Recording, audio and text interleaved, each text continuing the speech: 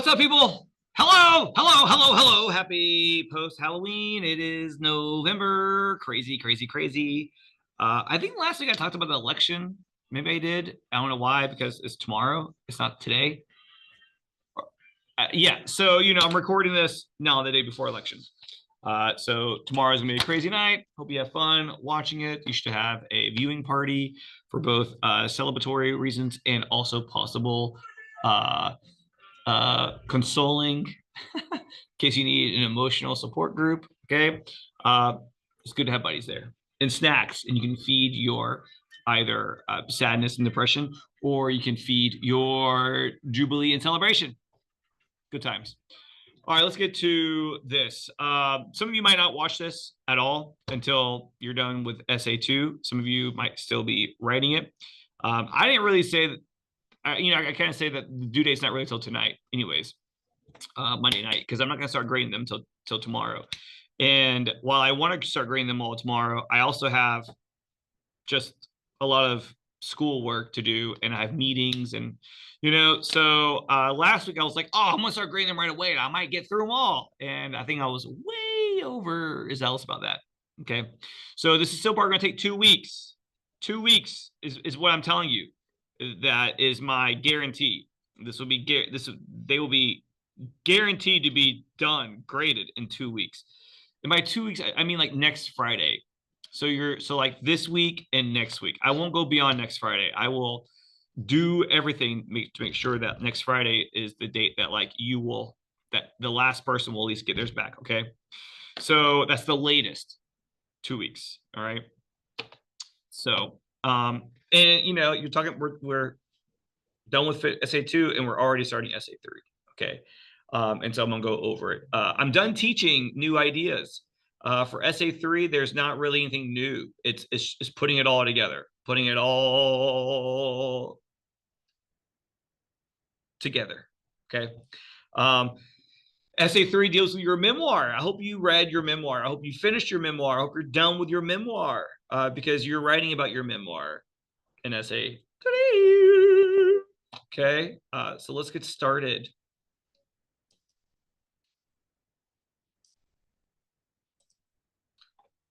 The things I'm going to discuss today are located here. Weekly lessons, week 12. Well, before I show that though, here's the Dropbox for SA2 is in the week 11 folder. If you submitted the wrong paper and you need to resubmit, I have officially just now, I have edited the submission capabilities or options, and now there's unlimited submissions. You can keep, every time you submit again, it replaces the previous one. So you can do it like 5 times before I actually get to grading it, okay? So if you need to resubmit your essay, if you realize you put the rough draft in or the edited draft or something, then you can go to the Dropbox now and you can resubmit, okay? Okay. This week, week 12, here's what you need. I have the PowerPoint notes that I'm about to go over in a moment. They're located here. And then this is the template. This is where you'll submit your SA3 outline. I mean, we're going straight from SA2 straight into SA3. I mean, boom, boom, boom, boom, boom. Okay. Here's the document that you can open up and type your outline in. I'm going to go over it. I'm going over it. So, don't worry, but this is what you can use, all right, to type your outline in. So let's get to it. I don't know if I like this red. I don't think I can even change the red.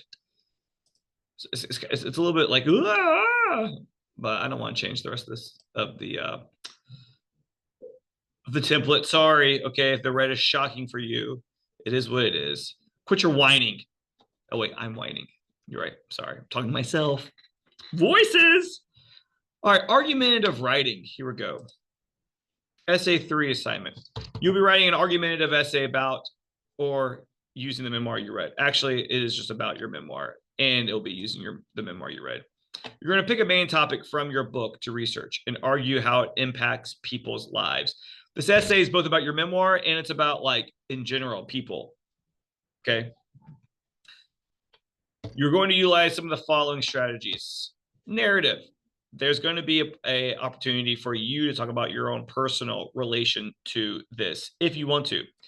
You might have chosen a novel that a memoir that you can relate to.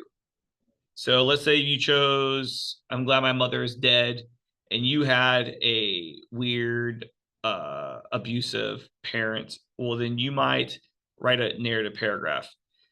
If you chose I'm Glad My Mother Is Dead, or My Mom Died, whatever, and you did not have a parent who was abusive to you, then you might not write a narrative paragraph because you don't have any way to personally relate to that. Okay. If you picked Matthew Perry's book, which is really about addiction, it's just, it's a book about addiction and secondary about his life. But you've never been an addict and you don't have anybody who's an addict in your life, and you read the book because you had no real relation to it at all, then you probably won't write a narrative paragraph. Okay. Because it doesn't really relate to you. Definition. One of your paragraphs can definitely be a definition paragraph. It can be a exemplification. There can be cause and effect. There can be comparison and contrast. There can be a classification paragraph. Okay. These are more options than what you actually need. And so you're going to be applying all these things to your paper. Okay. From your memoir, the memoir that you read, you are going to draw upon one of three qualities that seem to be a defining aspect or influence on the speaker's life. This can be positive trait elements such as motivation, drive. Like, I read a great book, I don't know if I put on the list, Where Men Win Glory, the story of Pat Tillman. And he was a football player turned soldier. And he was so motivated. Motivation was like he had to have something that he was working towards. And he also had just a motor, a drive in him that just kept churning. Maybe God. The whole book is about God. Maybe the book is about the person has a whole bunch of supportive adults or mentors that have helped them along the way. Maybe they have ambition, all those kind of things. Okay. But also it could be something negative that they experienced that you argue is the root cause for the trouble they faced in life. Abuse is a big one. Trauma, a big one. Addiction, a big one. Greed. People, sometimes I think trauma, the term is overly used. And so it'd be good to write a paper about trauma and discuss, and definitely use like a definition paragraph to really kind of define it. So your essay will center on the speaker's life, where you discuss all the ways they have been impacted by this or these elements. You can pick up to 3. I suggest only doing 1 or 3 for the most part. 2 gets kind of like, because you might have like uneven numbers of paragraphs, and it's like you spent 2 paragraphs on one, but then only 1 paragraph on another topic, and it's kind of unbalanced. So really, I think it's best to do 1 or 3. And you apply research to validate the object impact of these things. Okay, actually, hold on. I should say this. It's actually objective. So their memoir is subjective. It's about their own lives. But, the great thing about reading these kind of books sometimes is that we can take what's about a person's life and make it about our life. So we can look at what they went through and apply it to what we've gone through. And maybe if they've learned lessons, we can learn lessons. All right. And so, all these books are subjective. They're on one person and their own subjective life. We can look at the book objectively and see how it can be applied in a universal way to all of us. Okay. So you're taking this book, but you're not doing a book report. You're using this person's life as an example to discuss these elements, these things, and then talk about it in a big way so that we learn about them. So like if you're in a moment, I'm going to show you an example. If you're writing about Jenna McCurdy's book, I'm Glad My Mother Died, you're not really writing about her life. You're writing about uh, uh, abuse, physical, sexual, and emotional abuse, and the impacts that has on people. And you're going to be using Jeanette McCurdy's book as an example in all three of your paragraphs. If you read Matthew Perry's book, that's a book about addiction. You're not writing about Matthew's life. You're writing about addiction, and you're using examples from the memoir to discuss that point. If you read if you read Tara's book, Westover's book, Educated, that book is about the problems with fundamental religious groups, religious fundamentalism, and the negative parts of that. And then you're using her story to talk about the problems with religious fundamentals or fundamentalist religious people. Yeah. Okay. So again, the paper is not a book report on the person's life or a summary of their life. It's about a bigger issue, talking about what that issue is that is really discussing.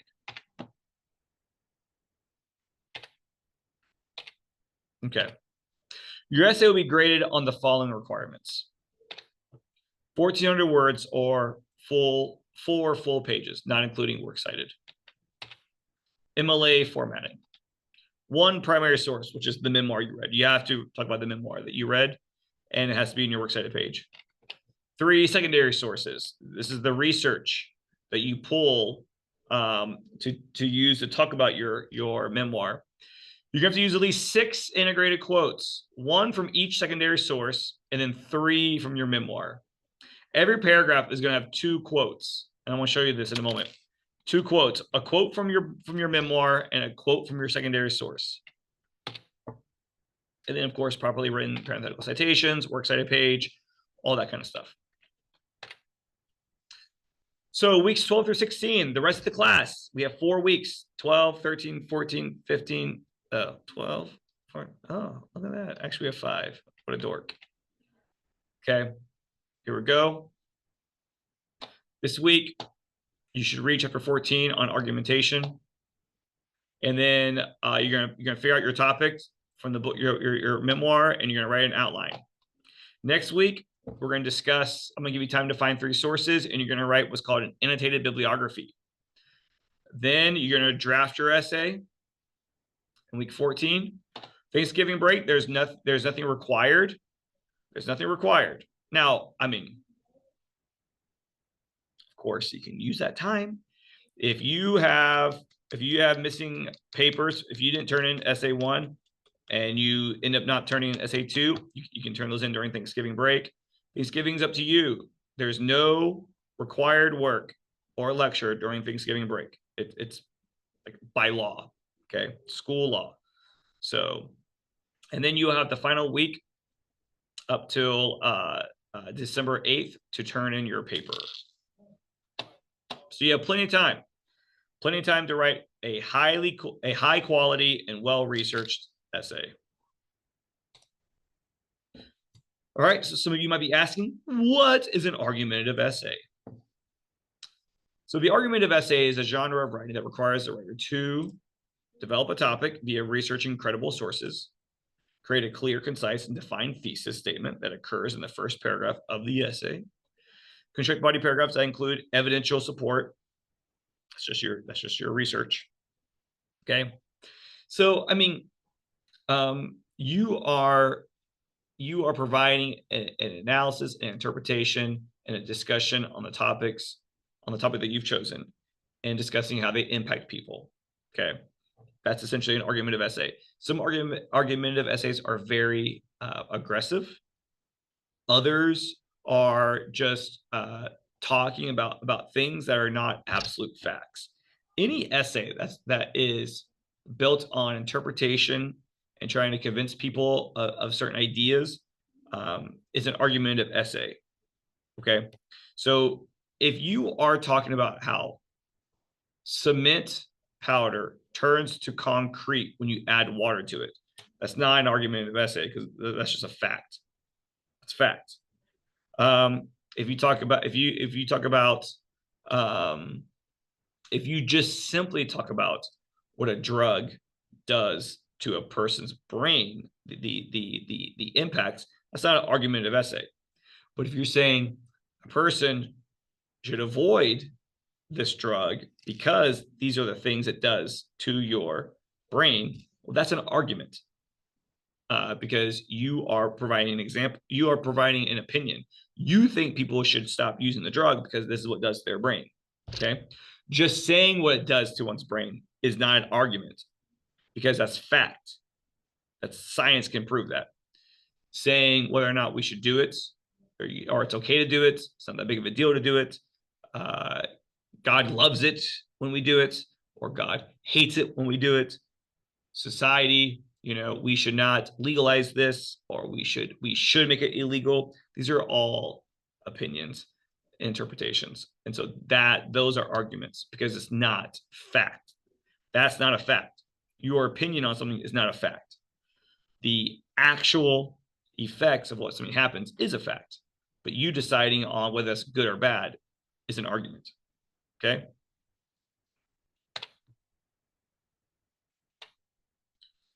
So you are writing an outline and then you're going to be doing sources. I'll talk more about sources next week, I guess, or just again, but as you get ready to go through this, I just want to reiterate, there are sources you can use like the New York Times, Vulture, the Atlantic, Slate, the Guardian, the Economist, Forbes, the Washington Times, Psychology Today, New York Magazine.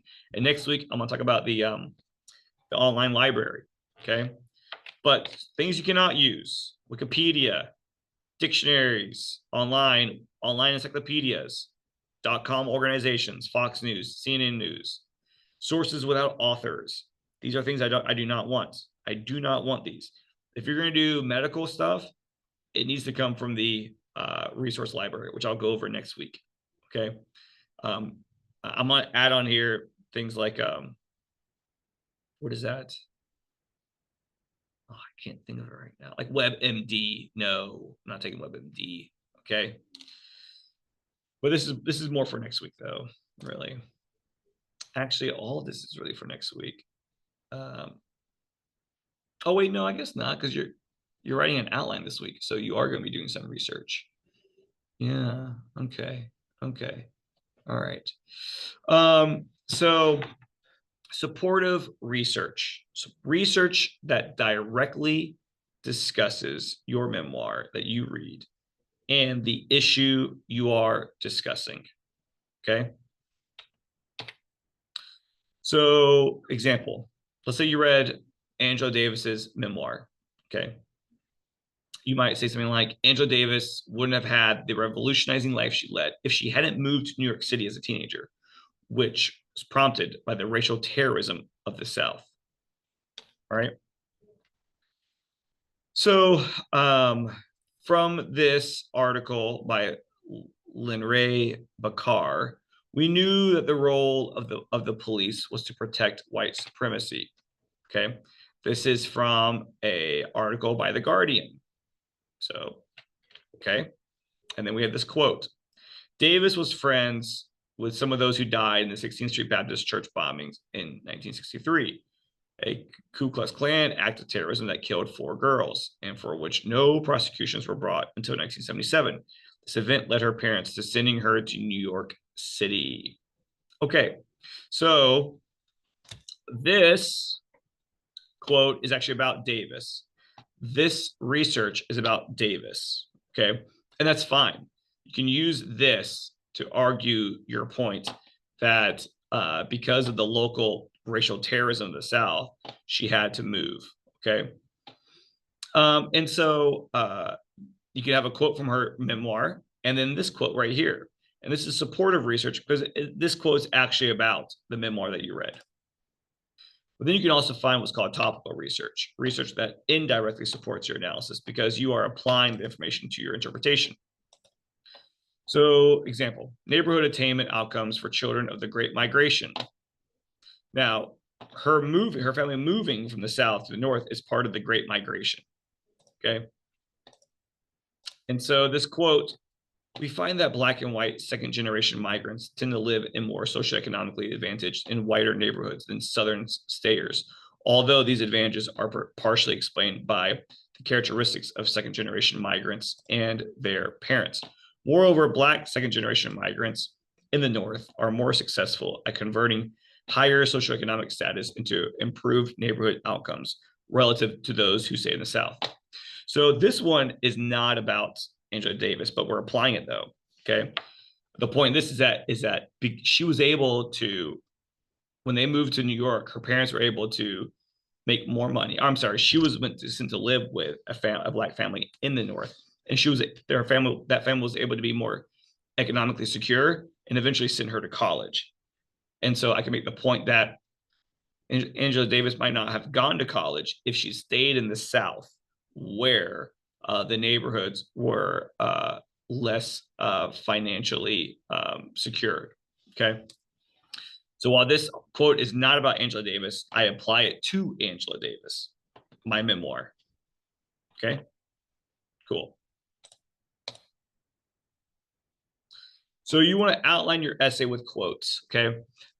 I've decided this week, you are only going to find quotes from your memoir. Okay. Next week, I'm going to focus on the researching of your secondary sources. This week is just dedicated to your memoir, partially because I think some of you might need some extra time this week to get essay 2 finished. All right. So you're going to divide your essay into points that you want to make. Each point is a paragraph. Find many quotes that support your point. This outline example follows the template that I sent you or that I've posted. Thesis. Matthew Perry's life has been defined by his lifelong struggle with addiction. Okay, that's going to be one of my points about Matthew Perry and addiction. Okay, and my points and my topics of my paragraphs are going to be these. Addiction is a disease. My claim for that paragraph is not about Matthew Perry. My claim is about addiction is a disease. Then I'm going to have a quote for my memoir, and then I'm going to have a quote for my first source in that. Not back to back, but I'm going to integrate those quotes throughout the paragraph. Body paragraph 2, my claim is that addiction feels good for a while. There's a reason why people become addicted, because in the beginning it feels good. That's an objective statement that applies to everyone who's an addict, not just Matthew Perry. Okay. Again, my body paragraphs are not specifically about my memoir. The body paragraphs are about this bigger idea. Now, of course, I'm going to work in a quote from Matthew Perry into this paragraph about how much he loved, how good he felt on drugs. And then I'm going to have a quote from a source too about like maybe explaining why, what do drugs do to the brain and why it makes the brain feel so good. And then I'm going to have my third body paragraph is going to be about how addiction causes low self-esteem. And that's for everyone who's an addict. My claim, again, is not about the topic of my memoir, Matthew Perry, but I will use a quote from Matthew Perry's book that relates to that. And then eventually work in a quote from my third outside source. Okay. So I'm integrating 2 quotes per paragraph, which means also that my quotes cannot be long. I can't have long quotes in my paragraph because I'm having 2 sources per paragraph. I'm integrating both of them. Okay. So you got to find quotes that are direct. They say a lot in few words. Okay.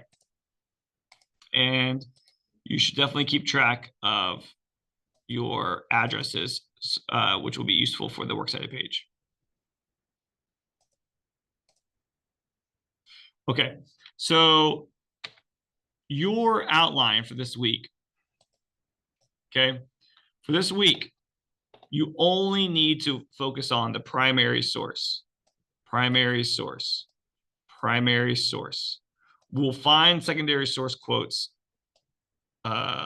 later, okay? You should figure out what you want to talk about. Okay, thesis statement. Many people can use drugs and drink alcohol recreationally without it ever negatively impacting their lives.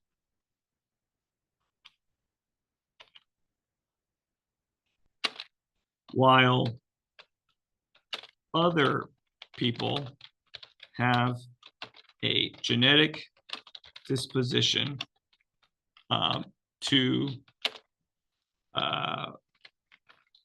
drugs and alcohol that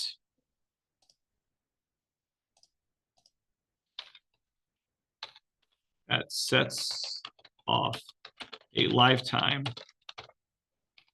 of addiction caused by their disease and resulting in, what I say,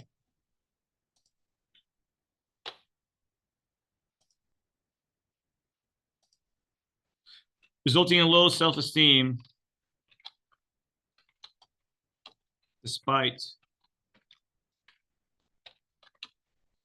the good feelings they have at first. All right, this is a very clunky thesis. This is just for my outline. I would rewrite this later on. All right, but I'm definitely trying to incorporate all my 3 points. Okay, that it is a disease.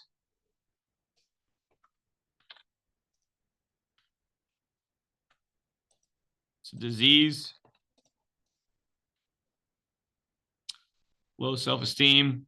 Like I said, I'll probably rewrite this so that way I can, even though it feels good. All right. And then I'm going to find quotes from my memoir that support those things. That's my goal this week. That's my goal this week, is just this. All right. Just this. All right. And then next week, we will, so when you submit this, I just need to see your primary source quotes. If you end up having secondary source quotes, good. But we will do the secondary source quotes in next week. All right. This week, let's just focus on you figuring out your 3 things you want to discuss from the book and finding primary source quotes from your text that support those things. All right.